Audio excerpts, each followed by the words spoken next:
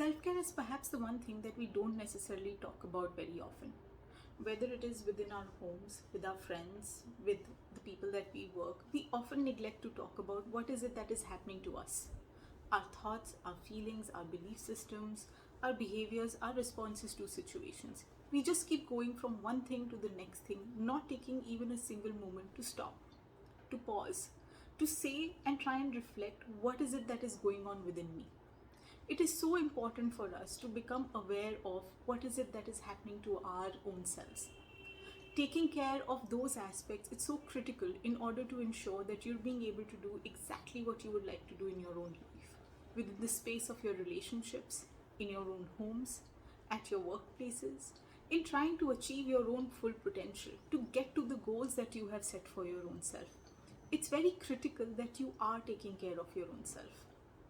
A lot of times people tend to feel that if they would start giving themselves that kind of importance, it would in fact become akin to being neglectful of others around them.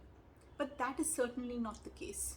In order to be able to keep supplying to people around you for their emotional and psychological needs, it's very important that you are in the right mind space to be able to take care of what they require. In order to be able to get yourself into that right mind space, you need to know what is happening to you. So become self-aware. Ensure that when you have that awareness based on your reflections and introspections, you are doing certain things which will take care of you. Those things can involve some of the most basic aspects going up to the most complicated, intricate aspects of your life. It could be something as simple as trying to take a moment when you wake up in the morning to just give yourself that little breather to say that, you know what, I just need to try and stay relaxed and calm and make my way through the day with gratitude, with patience, and keep performing to the best of my abilities.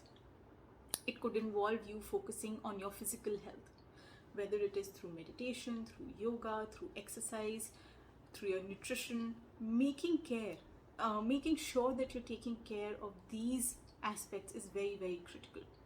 It could also involve you taking that step back and saying that I am going to curate a space wherein I am going to focus on what I like, whether it is art, music, going out, eating good food, cooking, doing something which involves, say, some creating something.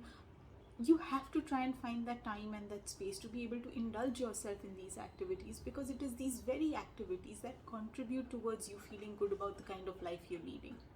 Otherwise, what you're doing is you're just moving from one thing to the next thing, not being able to figure out what are you even headed towards.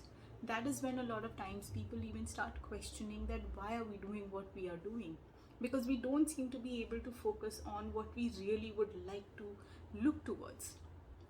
Having that focus in requires that you are taking these pauses during the course of your days, figuring out ways in which you can engage in self-care in order to be able to be kind to your own self and ensure that you're able to do what you require to do.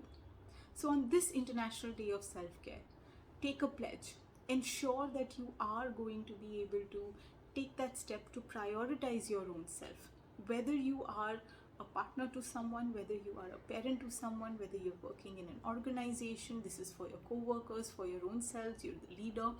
You will take that approach which will encourage not just your own self but others around you also to focus on what they require to take care of themselves, so that we can all move together through difficult times that we face around each other in the best way possible.